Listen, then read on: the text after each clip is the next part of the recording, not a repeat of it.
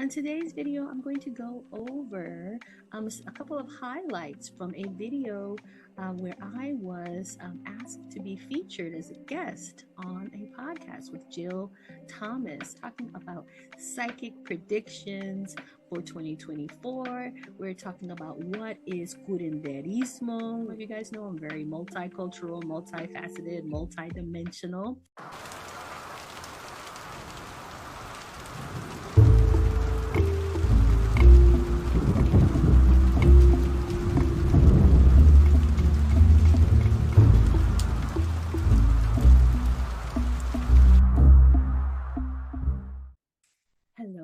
Hello, and welcome back to my channel. If this is the first time that you're tuning in, then welcome. I thank you so much for joining me today. On today's video, I'm going to go over a couple of highlights from a video where I was asked to be featured as a guest on a podcast with Jill Thomas, a psychic and a wonderful spirit, wonderful human being. I want you guys to take a look at that video. I'm not going to show you the entire video here, so be sure to check out the full video on her page, on her channel. I'll make sure to put that link below. Go and check that out. But we're talking about psychic predictions for 2024. We're talking about what is Curanderismo, which is a medicine, traditional folk healing that I practice along with shamanism. As some of you guys know, I'm very multicultural, multifaceted, multidimensional. So we talk a little bit about that. And we cover a lot of other things during her video. But today I'm just going to highlight a couple of those things. I was very, very excited and honored that she asked me to be a guest on her video. And I wanted to share some of that here on my platform with all of you as well. I've been gone for a little bit again. I apologize. I'm definitely going to be getting back to doing videos more often, so stick around for that. I wanted to kick this segment off by sharing a little bit from this video. If you would be so kind as to like the video, if you feel like it is very informative for you, it's completely free, helps me out. Also, leave any comments, any questions. I love when you guys reach out. I love the questions in the comment section. Especially if you have any ideas for future videos you would like me to talk about, make sure you leave those in the comments. I take your questions and I use them in the future to answer for you in full on this channel. And if you find that somebody else might benefit from this video, please share with whoever you feel like would benefit from this. Share on your platform. Again, it really helps me, and I appreciate all of you that do that. And subscribe and click the bell if you would. Okay, so let's get into today's video. Everyone, welcome to this week's episode of New Business. I'm so excited. I managed to get kind of a local my celebrity, I'm going to say this wrong, always say this wrong. Forgive me, everyone. Maestra Wyzdom DVine is my guest this week. She is a shamanic healer, an instructor, a mentor, and founder of the Wyzdom DVine Mystery School. Love that. She practices and teaches several healing modalities beyond shamanism, as well as mediumship. Love that. Shamanic Reiki, and something I should have asked you how to pronounce it. I don't know what it is. Can you say it? Curanderismo. Whoa, I need some help with that. So first thing, you're gonna have to tell us what that is. I've never heard of this. Tell me what it is. Yes, absolutely. Curanderismo is a Mexican, Latin folk medicine type of healing. It's really, really close to shamanism, and it just basically means like the healing, a type of healing. So the cura is like the root word, cure. So it's a healer.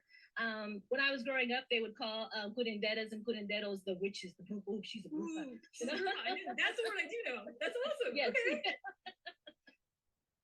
Okay, let's first get into a little bit more of a formal definition of curanderismo. So if we do a little bit of a search here, right? We just go online and just search Curanderismo definition. We get this here, holistic folk medicine, Curanderismo is a type of holistic folk medicine traditionally used in Mexican and Mexican American cultures. Followers of this healing system define disease as having both biological and spiritual causes. So there you go. There's a an overlap there of curanderismo and shamanism, because we already know that in shamanism we believe that everything has a spiritual, a soul level aspect to it that we can go into and do a healing on. Okay. Both biological and spiritual causes, and therefore utilize curanderos, which are the healers, male and female healers, who treat on three levels: material, spiritual, and mental. And as you can see, that comes from the Texas State Historical Association, 2015.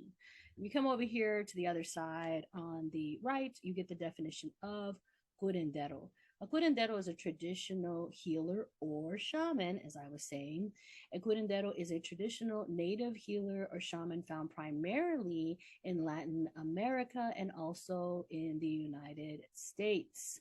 A curandero is a specialist in traditional medicine. And then it goes on further from there. And underneath that, it even says, although curanderas and curanderos will spend years learning the practice, the greatest emphasis is placed on innate ability of that individual to heal. And one more or two more. Let's read this one. Curandero's heart is a vessel between realities, bringing healing and a message from the spirit world to anyone who is open to receiving them. Curanderos existed in Mexico long before Spanish arrived. It is a truly indigenous practice. In fact, the Spanish often tried to eliminate curanderos, fearing that their work was sacrilegious. So as I was saying in the podcast where I was being featured, that, a long time ago, they were always called them the brujos and the brujas. And as we know, so that's Spanish for witch, female and male witches. And as we know, witches were not treated very good in history, throughout history, right?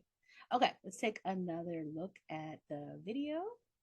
So yeah, it's just something like, just like shamans, they're connected to the land, they're connected to the old ways, the ancient, and it's a mixture of the healings that came from Europe when the Spaniards came over, the healings of the indigenous that were already there, and even some mixed in with some African teachings that they learned there, and mixed it all together, even a little Christianity thrown in there, and it's a folk healing.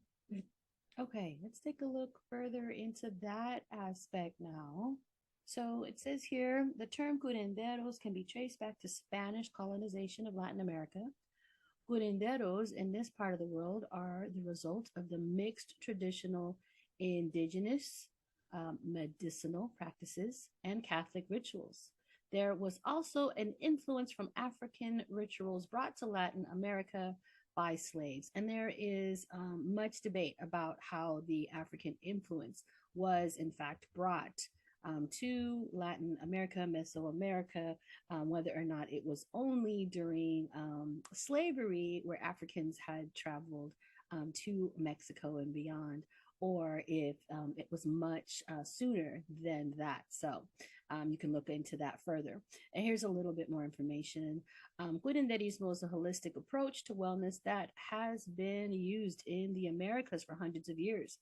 Its roots lie within millennia old native traditions, making it a rich tapestry of healing practices. Let's delve into the fascinating origins and influences. So here it says the origins and synthesis. Curanderismo finds its home primarily in Mexico, where it is known as a Mexican traditional medicine or medicina del campo. It is a synthesis of Mexican indigenous culture and beliefs, drawing from traditions such as Mexica, Zapotec, or Maya. Depending on the practitioner's background, it may also incorporate elements from Catholic, Sephardic, and African influences. Rather than being solely Native American medicine or European medicine, it represents a blending of diverse traditions. So that's what I was sharing in that part of the video. So I wanted to take a moment and just be able to share that with you guys, because I did touch on it as a guest featured on this podcast that I was asked to be featured on, which I'm super excited about. So definitely check out the full video if you would like to learn more. Let's get into some of the predictions I made, because we made some psychic predictions, shamanic predictions. I went in and asked my guides. I pulled some cards. I looked into what kind of things we could look forward to in 2024. So let's take a look at some of those. To know, because you and I kind of do this differently, although we do both do intuitive things. Tell me a bit about what you're seeing for 2024, because it could be a really bumpy ride for a lot of people, and I want us to have some tools people can use. Right, yes. So I talk to guides, I talk to my spirit guides and spirit animals, but I also do a lot of predictions one-on-one with clients at the beginning of every year. I do these reports. I kept seeing the same thing for everyone's New Year predictions. Their reports, they come and sit with me for their one-on-ones. We talk about what happened last year, how accurate the reading was, and then we do another reading for this year. And I see a lot of people who had a really hard time in 2023. It was like initiations and activations, things are happening, a lot of shadow work really coming out on top this year, like really being able to begin. It's going to go into 2025, of course, as well. But a lot of people are going to be able to see good things coming in this year, especially if they felt like 2023 was a lot of shadow work, was a lot of like trekking up that hill. Now we're going to be kind of over that hump and we're going to be kind of soaring. So things coming into fruition, lots of master manifesting. So if you don't watch your words, if you don't get really specific with what you want, you might be falling on the wrong side of that. So you want to make sure you're always just kind of correcting yourself, fixing that inner speech, because you're going to see your manifestations happen like really, really fast.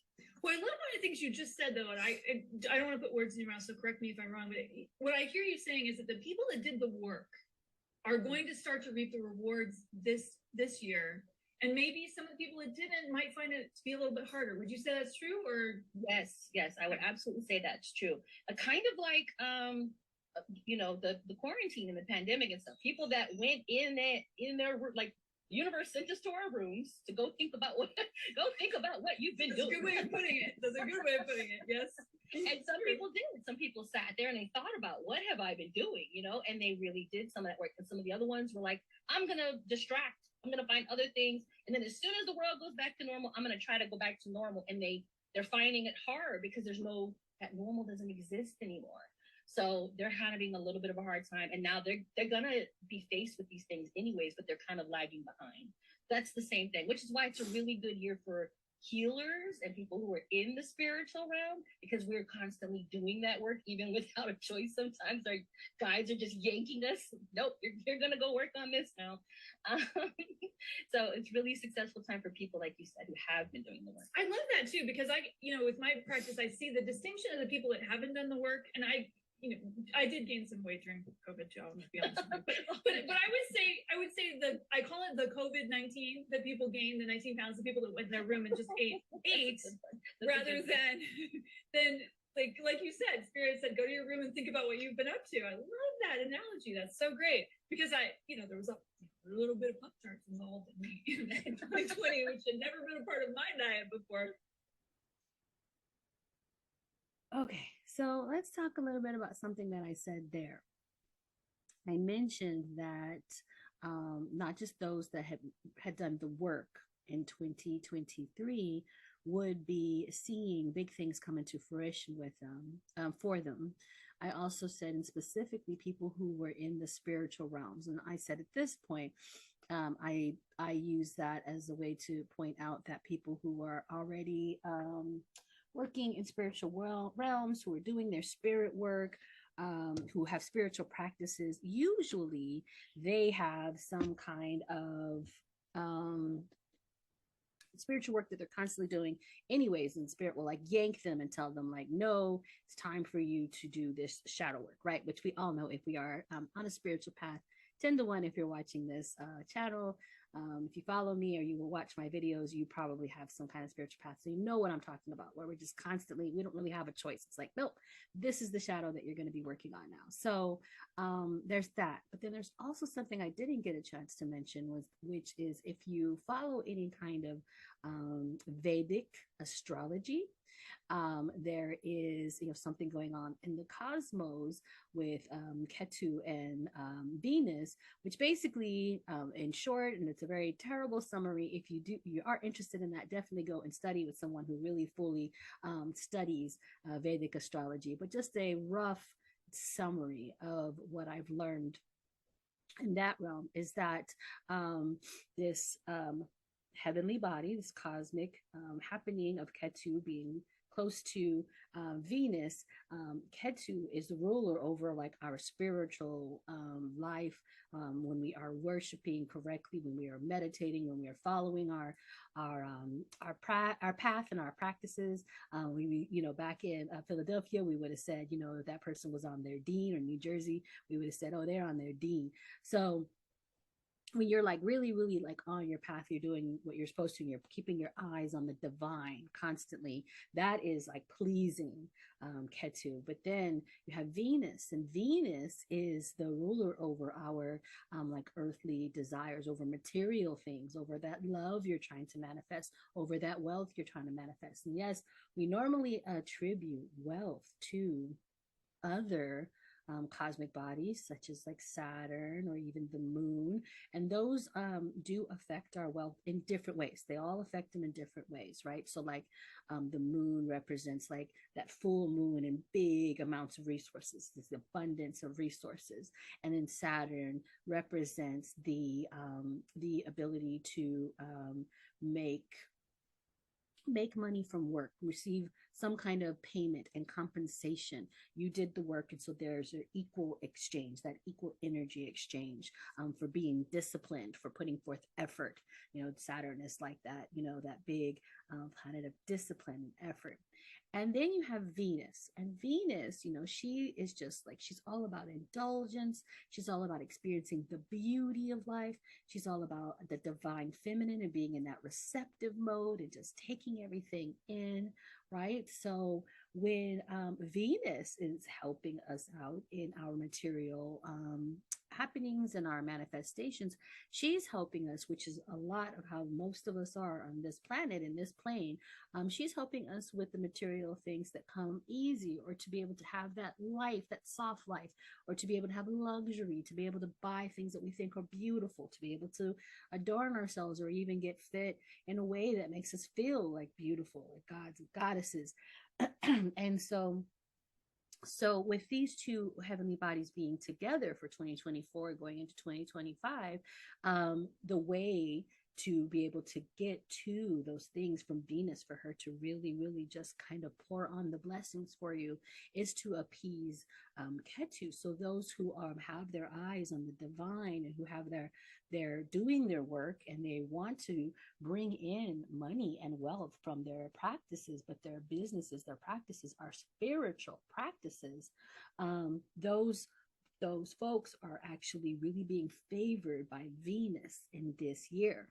So it's a great year to get your spiritual practice off the ground, to really make sure that you're fine-tuning your inner work and working with your guides, doing all the spirituality. Shamanism is amazing for that. So working consistently with your guides, going into shamanic journey, and then also using that for your clients as well, because you're bringing them to the spiritual path, using spiritual techniques to heal them, to do the soul level healing, the spirit level healing. Doing all of that work is really, really making Ketu happy, which is then he's going to allow you to pass through all of your desires and your wishes and manifestations on to Venus, so that she can help out and pour on the blessings. There's a lot more that goes into it, depending on like your where your Venus is in your chart and things like that. But this is like an overall, it's something that is helpful for all of us.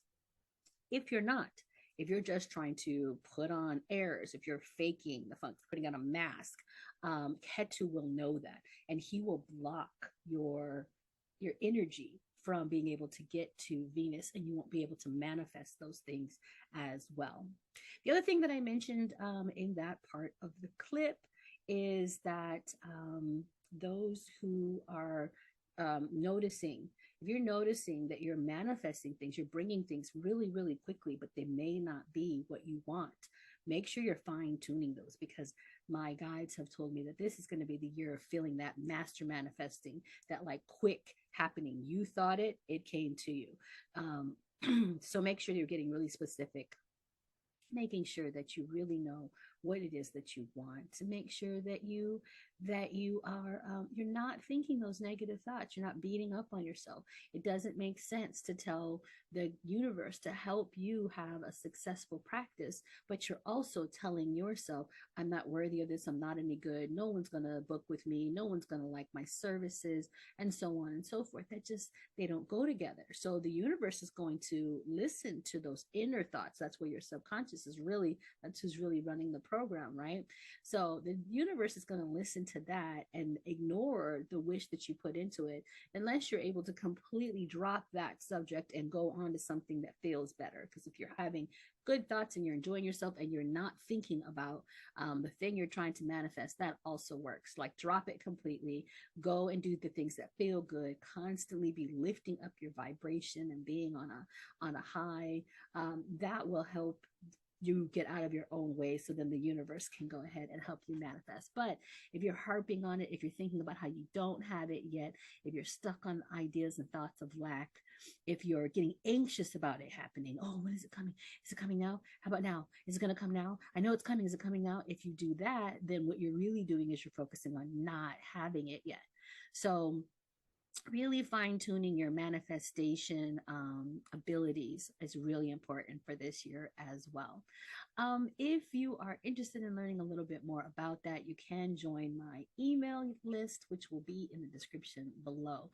When you sign up for the email list, you get a free gift from me, and that free gift is 25 manifestation tips for empaths and highly sensitive. So I'm always talking about the gifted helpers on this channel, those spiritual practitioners that we are. We usually come with a lot of highly sensitive tendencies and extremely empathic abilities, and that does affect the way that we manifest, the way that we might sabotage our manifestations, the way that things don't feel right to us, right? Well, I don't want to say this because what if I ask for this and then something bad happens to someone in the family just so that I can get this money, and that's not how I want it, stuff like that.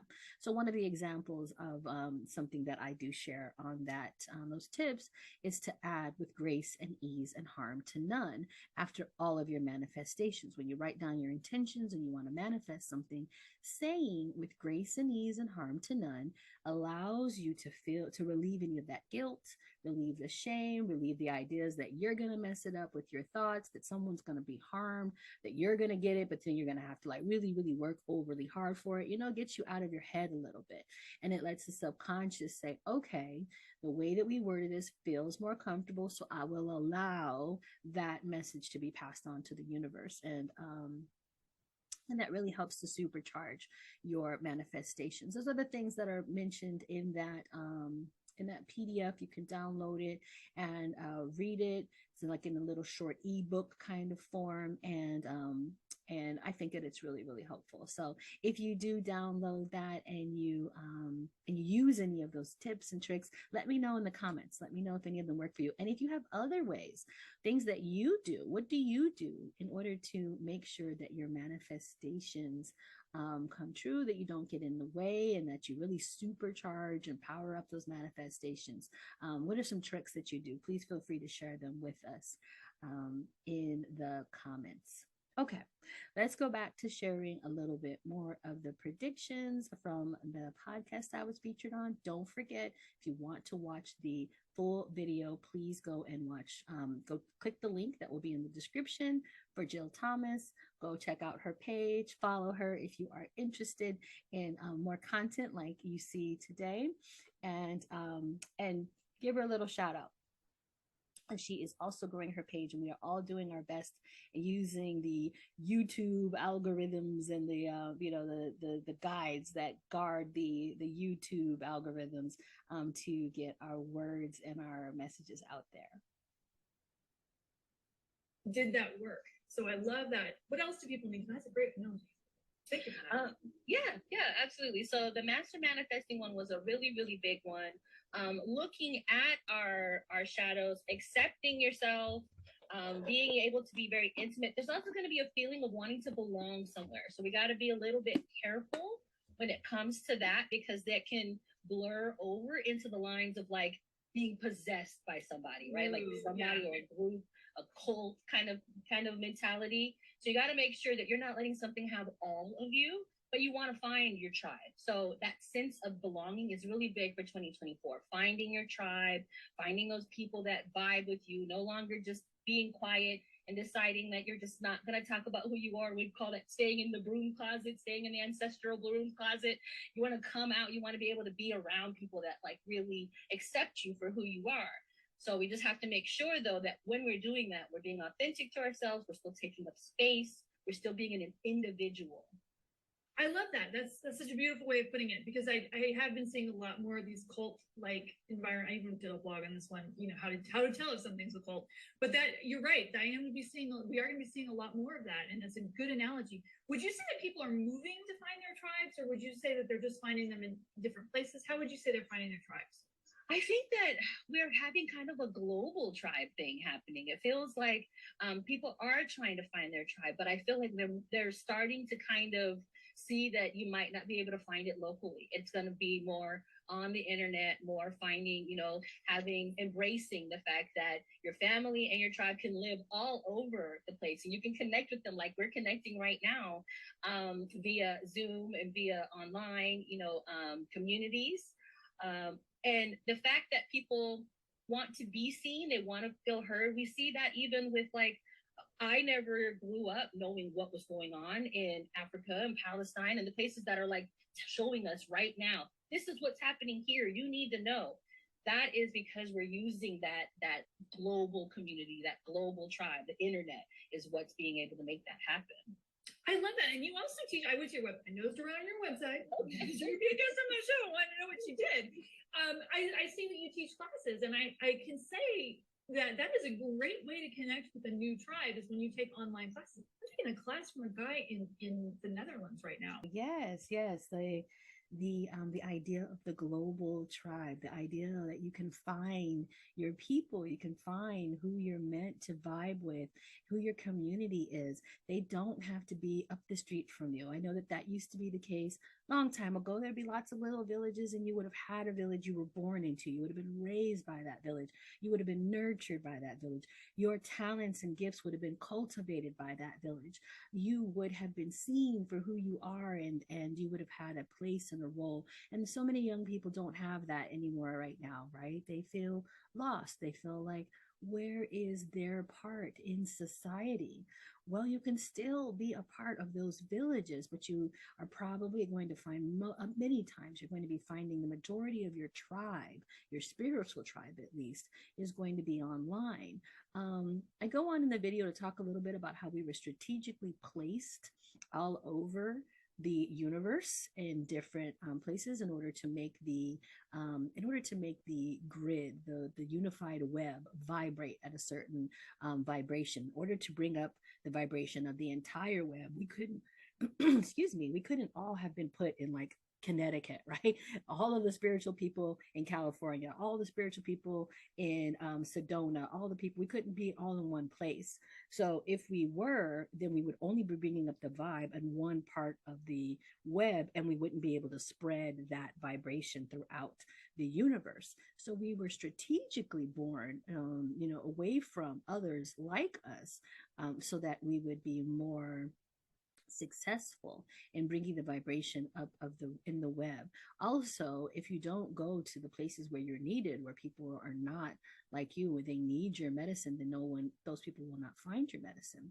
So embracing the global tribe is really important this year, not only for practitioners, because a lot of times your clients, your students, They are going to be found outside of your community.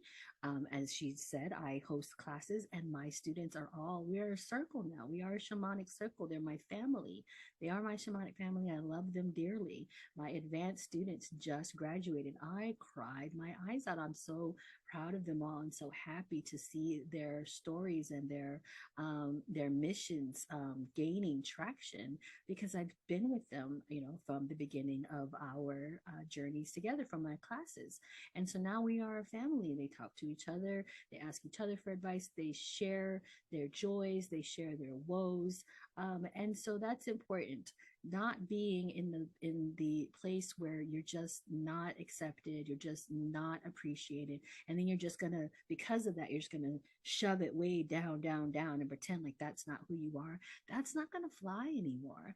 It's time now. It's time for you to step forward and show the world who you are with confidence, building that confidence. That's why I have a program called Soul Confidence, because I want for people with spiritual gifts and spiritual paths and healers to find the confidence to do what they need to do, what they were brought here on this planet at this time to do, because otherwise the whole universe is suffering a grave misfortune because of the fact that we are missing out on your beautiful gifts. Okay, that was about it that I wanted to share today. Again, we had some amazing predictions that went on for the rest of that video. Please check out the full video if you're interested in that. And thank you once again for tuning in to my channel.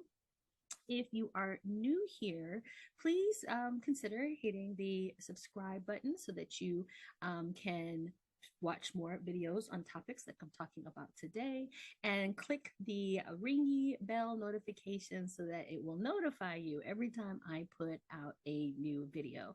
I have been taking a little bit of time off this year and been much slower at putting out videos, but I promise to get back to doing them at least every 2 weeks, and so that you guys will be able to follow along. We have a lot to cover. I talk mostly about shamanism on this page, on this channel, but I also talk about all kinds of things spiritual. I've been given a request to do a video on speaking with your spirit guides, so you can look forward to that. I'm going to talk more about how different types of healers can use different shamanic tools to bring into your practice to help even fine tune and even further your spiritual gifts, whatever your healing gifts are, whether you're an herbalist or a nurse or a Reiki practitioner. Shamanism is able to help you. So I'm going to talk more about how that is the case. We're going to talk a little bit more about spirit animals and all kinds of things that I've been given a request to talk about. So you'll want to subscribe if you're interested in any of that, so you can look forward to seeing those videos. I will be taking a spiritual sabbatical for the month of March. That only doesn't mean that you guys here on the channel will be missing me, but that means I will not be doing any one-on-one sessions for shamanic healing. And I also will not be hosting any classes for the month of March. I will be resuming classes in April. So for those who are interested, I know I have a couple people on this channel who are going to be starting with me. Shamanism Level 1, Part 1 resumes the first week of April. There'll be a link in the description if you want to look at the classes. You do have prerequisites to take if you are interested in becoming certified in shamanism. And guess what, guys? I have a big announcement to make. My classes and school has been accredited worldwide. So now whenever you take a class with me and receive a certification from me, you are receiving a certification from an accredited source. So you'll be recognized and accredited worldwide on your certifications. So I'm really, really excited about that. It came with a beautiful letter. I was honored, and I look forward to really offering more classes. So I have level 1, part 1 coming back in April. I have level 2 for those who have already finished level 1, part 1, and part 2, as well as the prerequisites, as I stated.